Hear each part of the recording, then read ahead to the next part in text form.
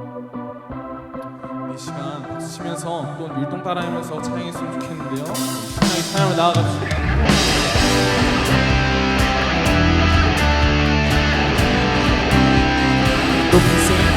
높이세 영이 계신 주 우리 찬양을 타고 오셔서 같은 있어서 우리 찬양 가운데 주님의 뜻하신 날 느낄 수 있네.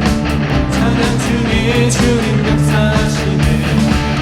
우리 맘 열어 모든 소리 높여서 너희에게 주 찬양해. 그리보다 소리 높여 외치세. 주 이름을 높이세. 우리 2절로 찬양합시다. 찬양해. 주 임재 가운데 연합임을 느끼네. 그것이 속삭이 사슬 죄의 무릎 무너져 주님의 뜻하심 난 느낄 수 있네. 찬양 중에 주님 역사하시네. 우리 맘 열어 모든 소리 높여서 자유해. 더 크게 주 찬양해. 그보다 소리 높여 외치세. 주 이름을 높이세. 더 크게 더 크게 주 찬양해. 그보다 소리 높여 외치세. 주 이름을 높이세.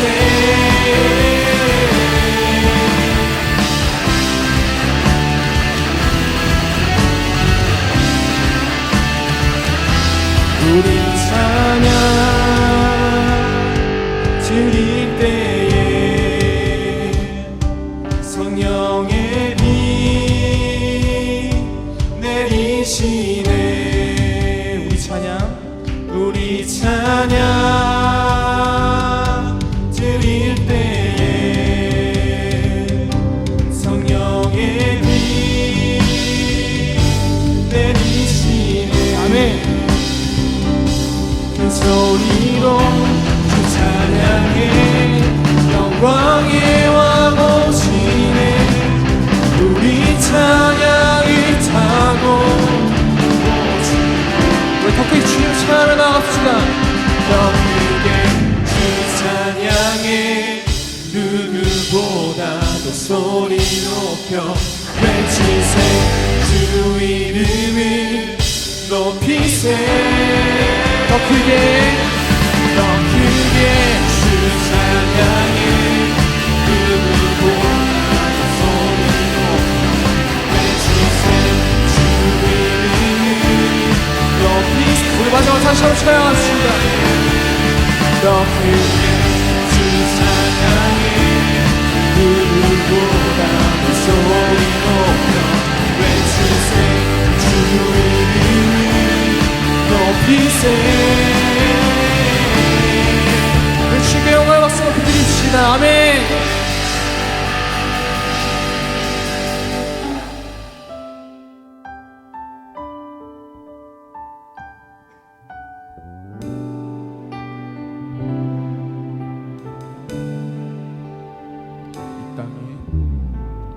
이 땅에 내 삶이 비록 버겁더라도 주님의 선하신 나 믿으며 가리. 이 작은 잡동에 주가 일어나시니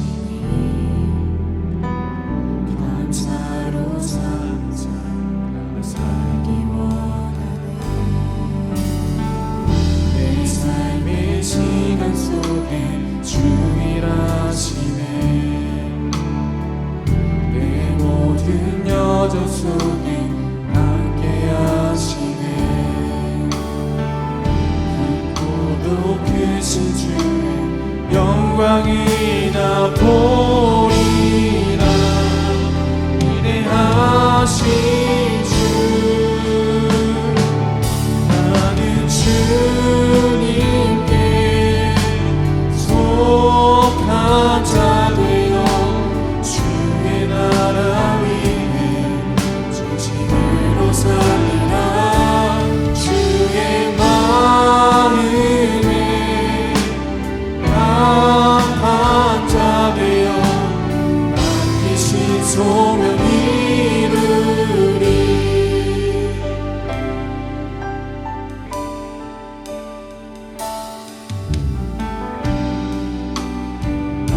우리 다시 한 번 더 우리 마음을 담아서 찬양합시다. 이 땅에 내 삶이 비록 버겁더라도 주님의 손짓 믿으며 가네. 작은 자 통해 이 작은 자 통해 우리들 통해 이루어가십니다. 감사로 살기 원하네. 내 삶의 시간 속에 주 일하시네. 내 모든 여정 속에 함께 하시네. 아멘. 기뻐도 크신 주의 영광을 나 보리라. 위대하신 주 나는 주님께 속한 자 되어 주의 나라 위에 진심으로 살리라. 주의 마음에 강한 자 되어 맡기신 소명 이루리. 주님께 속한 자 되어 주의 나라 위에 진심으로 살리라. 주의 마음에 강한 자 되어 맡기신 소명 이루리. 시작 다시 한번 찬양을 나아갈 텐데 우리 이런 마음 품었으면 좋겠습니다. 주님, 난 주님께 속한 자이니 주님의 나라 위에 주님을 위해 살아가는 존재가 되게 하여 주옵소서. 주님의 나라를 위해 살아가는 제가 이 작은 작품에 들어가신 주님을 바라보고 나아갈 수 있도록 도와달라고 이런 찬양의 가수와 우리 마음에 담아서 하나님의 찬양하며 나아갔으면 좋겠습니다.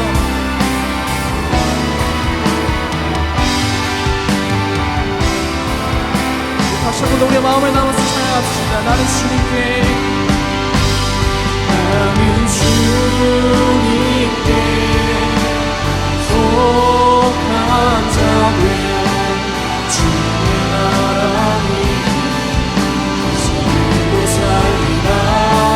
주의 마음에 강한 자 되어 맡기신 소명이 마지막 다시 한번 찬양합시다. 나는 주님께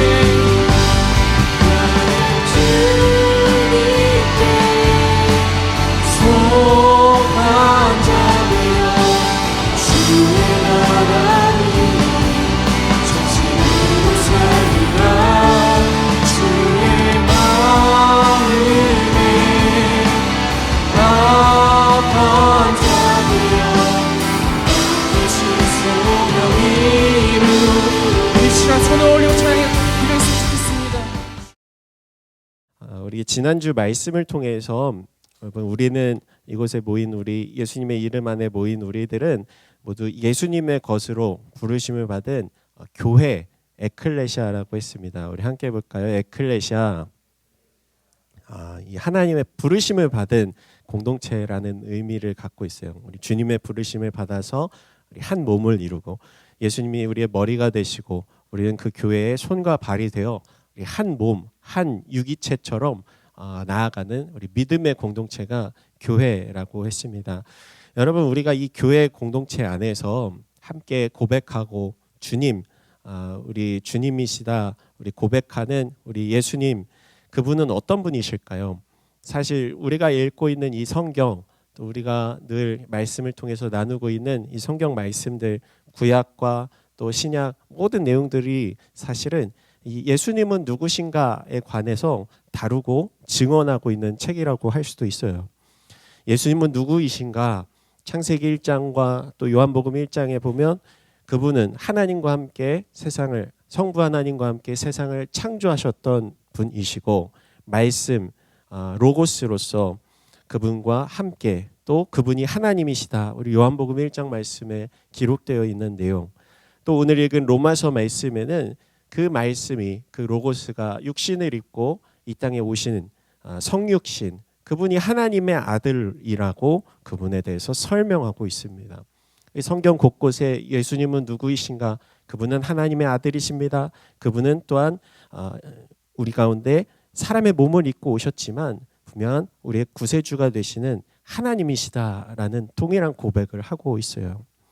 그러니까 한마디로 요약하면 예수님은 누구신가?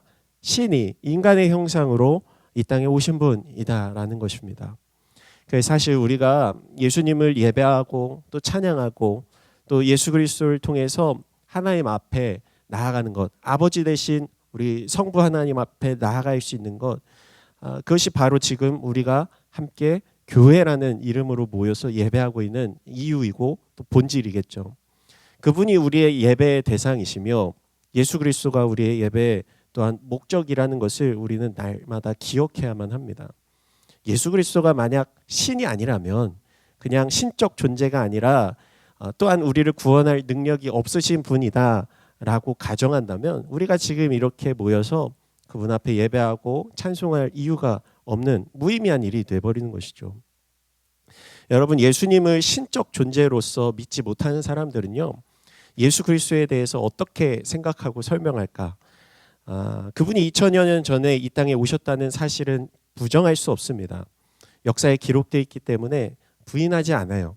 저 무슬림이나 이슬람 국가에 있는 사람들, 또 예수에 대해서 실존했던 인물로서 실제 그들의 경전에도 기록되어 있고, 또 불교도, 또 심지어 유대교에서도 예수님을 역사적인 인물로서 받아들입니다.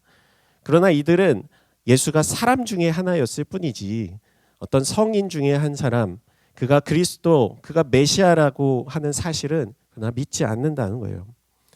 많은 사람들에게 좋은 가르침을 보여주었던 소위 이제 4대 성인 중에 하나였다, 혹은 훌륭한 선지자 중에 하나였다라고 평가합니다. 혹은 유대교에서는요, 로마 정권 아래에서 사람들을 선동하다가 이 로마에 대해서 또 이 유대교에 대해서 많은 사람들을 이게 반감을 사게 만들었다가 처형당한, 십자가에 달려 죽은 그런 인물 정도로 생각합니다. 또 심지어 종교가 없는 사람들, 이제 무신론자들에게 있어서도 예수는 역사 속에 기록된 인물이었지만 그 실존 자체는 인정하지만 그분을 우리를 구원하실 분 혹은 신의 아들이라는 그 사실은 믿지 않는다라는 거예요. 여러분, 인간의 몸을 입고 오신 우리 예수님의 소위 신성에 관해서 사람들은 의문을 가집니다. 또 믿지 못합니다. 예수 2000여 년 전에 좋은 가르침으로 또 많은 사람들이 따랐던 인물이지만 그가 뭐 사람들을, 눈먼 자들을 보게 하고 걷지 못하던 자들을 걷게 하고 또 물 위를 걷는다느니 폭풍이 잠잠하게 되었다느니 하는 일들, 또 심지어 그가 십자가에 처형당해서 죽었는데 3일 만에 살아났다는 둥, 이런 이야기들은 사람들이 지어낸 이야기야, 예수를 따르던 그의 추종자들이 만들어낸 이야기야, 과학적으로 옳지 않아, 믿을 수 없어, 이렇게 생각한다라는 거죠.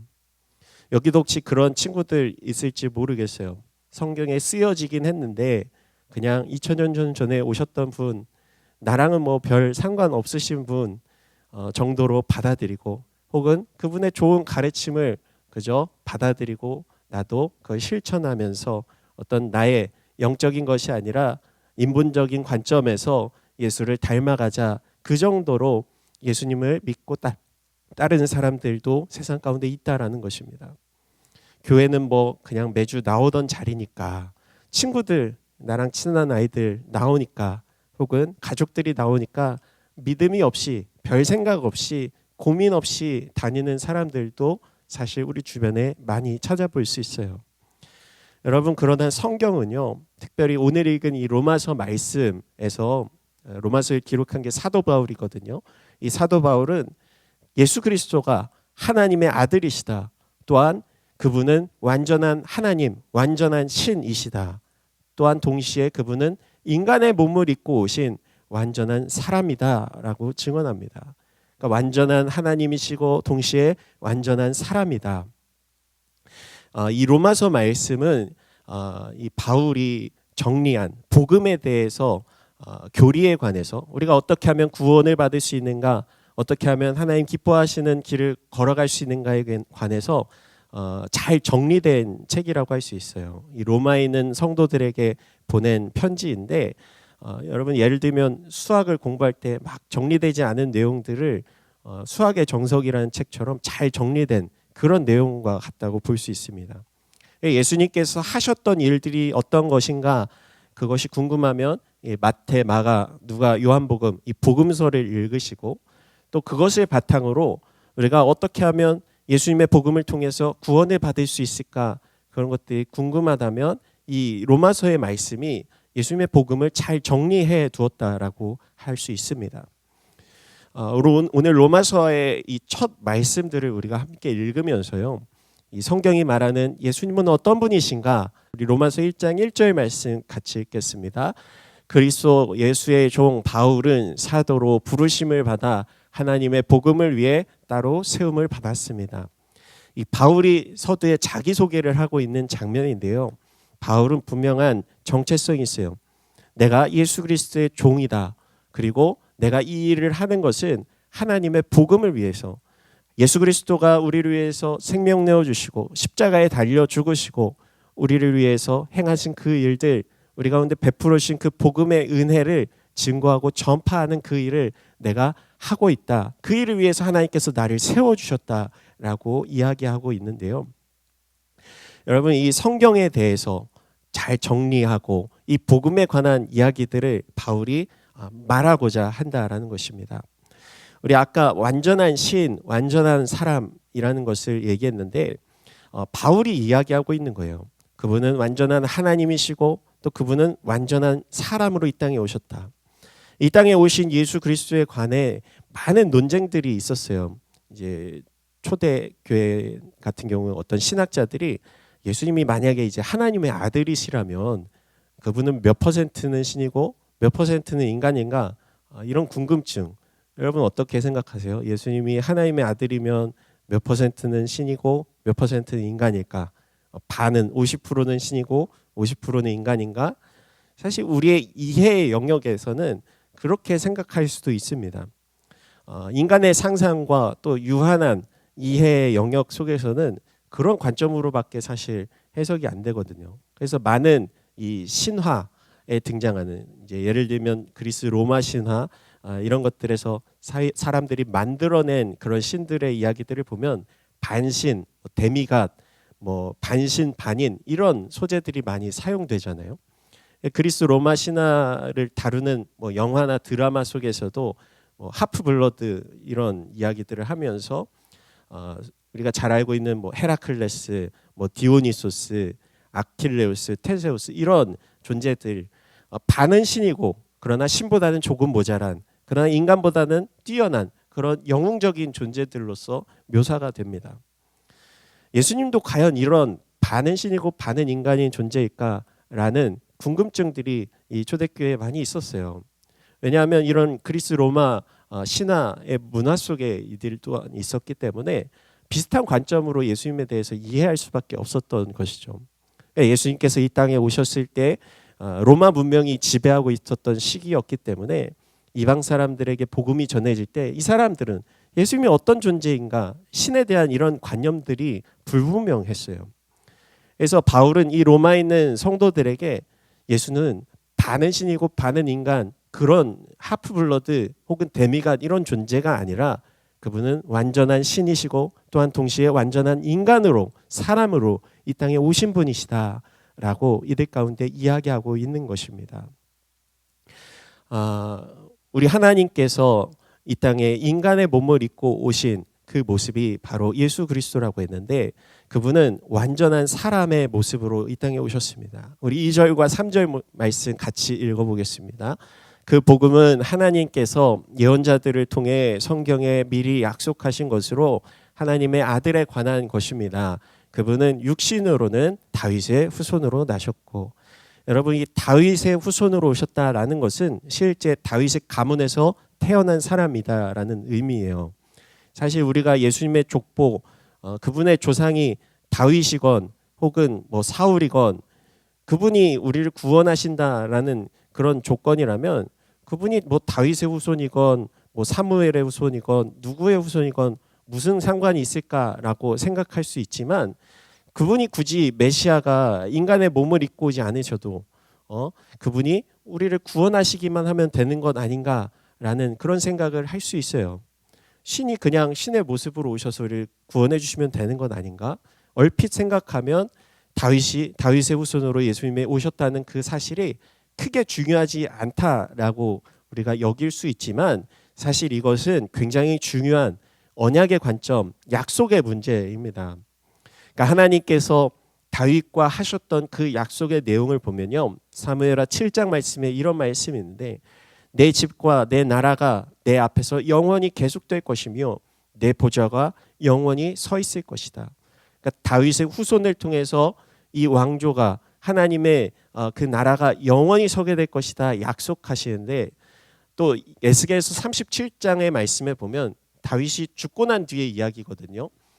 24절 말씀 우리 같이 한번 읽어보겠습니다. 내 종 다윗이 그들의 왕이 될 것이니 그들 모두는 한 목자를 갖게 될 것이다. 그들은 내 규례를 따르고 내 법령을 지키며 실행할 것이다. 그러니까 다윗이 죽고 나서 내 종 다윗이 그들의 왕이 될 것이다. 다윗이 다시 부활한다는 이야기가 아니라 다윗의 후손을 통해서 영원한 왕이 일어나게 될 것이다 라는 것을 예언하며 말씀하고 있는데 그것이 바로 이스라엘 백성들이 가지고 있었던 메시아에 관한 믿음이었다는 거예요. 그러니까 다윗의 후손을 통해서 하나님께서 메시아를 보내주실 것이다. 우리를 통치할 영원한 왕을 하나님께서 우리 가운데 세워주실 것이다 라는 믿음이 이들 가운데 있었고 하나님께서는 그 약속을 이들 가운데 실행하신 사건이 예수 그리스도를 이 땅에 보내주신 사건이라는 거예요. 여러분 우리가 매년 종려주일을 지킬 때 예수님께서 예루살렘에 입성하시는 그 모습을 늘 나누잖아요. 사람들이 종려나무 가지를 흔들면서 뭐라고 외쳐요? 호산나 다윗의 자손 예수여 우리를 구원하소서. 그러니까 이들의 외침과 고백 속에서는 메시아에 대한 고백, 우리를 구원하실 영원한 왕이 바로 다윗의 후손이다라는 것을 이들이 이야기하고 있는 것입니다. 반대로 하나님의 입장에서는 어때요? 하나님께서 이스라엘 백성들에게 하신 이 약속을 신실하게 이행하시기 위해서 실제 다윗의 후손을 통해서 인간의 모습을 입고 이 땅에 메시아를 보내주셨다라는 것입니다. 여러분 하나님께서 왜 우리의 구원자를 인간의 모습으로 보내주셨을까? 지난번에도 몇 번 얘기했지만 신이 인간의 스케일로 인간의 이해의 영역으로 오셨다라고 얘기를 했어요. 유한하고 한정적인 인간의 영역으로 그분이 찾아오신 사건이다. 그러니까 우리의 언어로 우리의 감정으로 우리의 생각의 영역에서 이해할 수 있는 하나님의 나라를 보여주시고 또 설명해 주신 것이 바로 인간의 몸을 입고 오신 예수님이시다라고 얘기했는데 그때 제가 예를 들면서 영화 앤트맨을 예를 들었잖아요. 인간이 개미의 스케일로 작아진다면 어떨까? 그러나 사실 이 앤트맨은 100% 완벽한 이 성육신에 대한 예를 들 수는 없습니다. 더 가까운 예를 들자면 앤트맨 주인공이 실제 개미로 변화돼야만 가능한 거예요. 그러니까 개미들의 실제 언어로 소통하고 개미들처럼 다리를 6개 달고 기어다니고 개미들이 먹는 그런 음식 같이 먹고 우리 하나님께서 신이 인간의 모습으로 오셨다는 것은 바로 이와 같다고 할 수 있습니다. 우리와 함께 먹고 마시며 우리의 이해의 영역에서 우리와 함께 우리 아픔을 나누시고 우리와 공감하시고 우리와 동행하셨던 그 사건, 그분이 그냥 껍데기만 인간의 형상을 입고 오신 것이 아니라 혹은 반만 인간이고 반만 신인 그런 것이 아니라 완전한 인간으로서 사람으로서 우리와 똑같이 마리아 뱃속에서 태어나시고 자라고 먹고 마시며 또한 우리와 같은 고통을 겪으시고 아픔을 당하시고 십자가에 달려서 죽으시는 그 일련의 모든 인간의 과정을 몸소 겪어내시는 거예요. 사람 코스프레를 하신 것이 아니라는 거예요. 그분은 실제 이 땅에서 30여 년을 사시면서 인간으로서 살아가면서 우리 사람의 몸을 입고 완전한 인간으로 오셔서 우리를 가장 이해할 수 있는 그 모습으로 우리와 동행하셨다.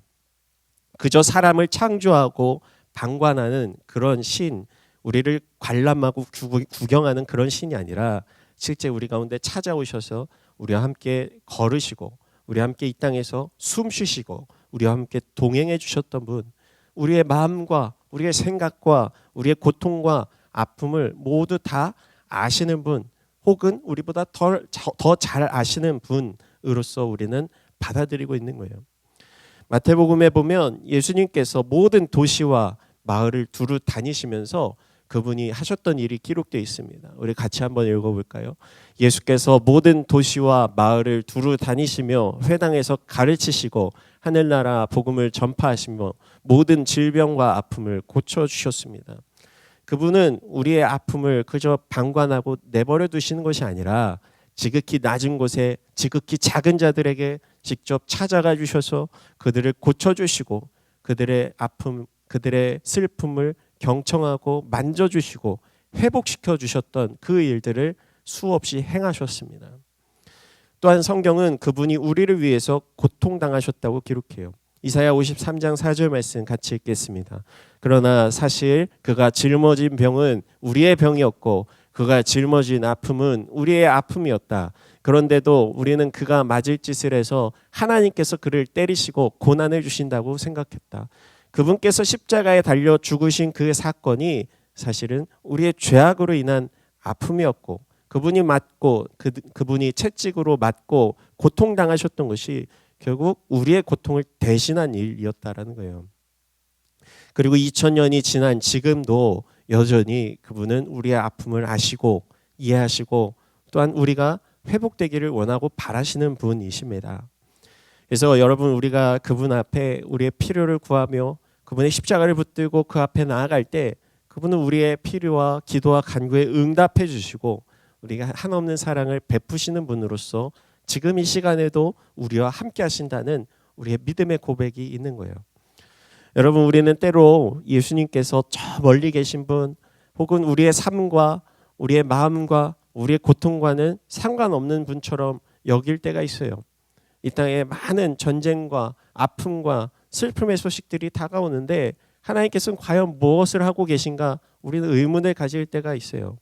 그러나 그분은 지금도 우리와 함께 하기를 원하고 계시며 그분을 찾고 그분을 붙들고 그분의 도우심을 구할 때 능히 우리를 건져주시는 구원의 하나님이시며 우리의 아픔과 또 우리의 고통을 100% 혹은 그 이상 이해하고 알아주시는 분이라는 거예요.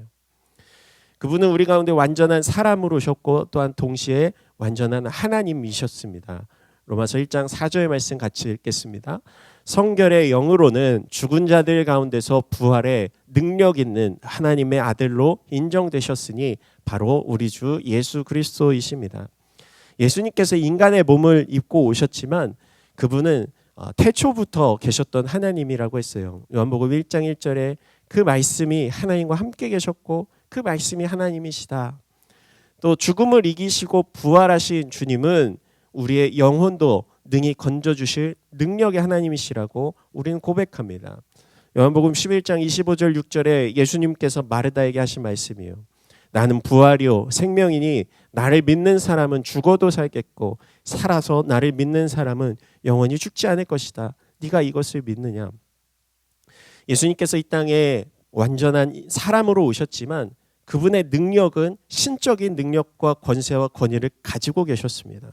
그분을 믿는 사람들 영원한 생명 가운데 동참할 수 있는 충분하고 넉넉한 능력을 갖고 계신 부활의 하나님이시라는 그 고백, 우리가 늘 예수님을 찬양하고 그분의 이름 앞에 나아가는 이유가 되는 것입니다. 여러분 예수 그리스도는 세상 종교에서 말하는 성인 정도가 아니라 우리를 구원하실 메시아가 되신다는 우리의 믿음의 고백이 있어야 할 줄 믿습니다.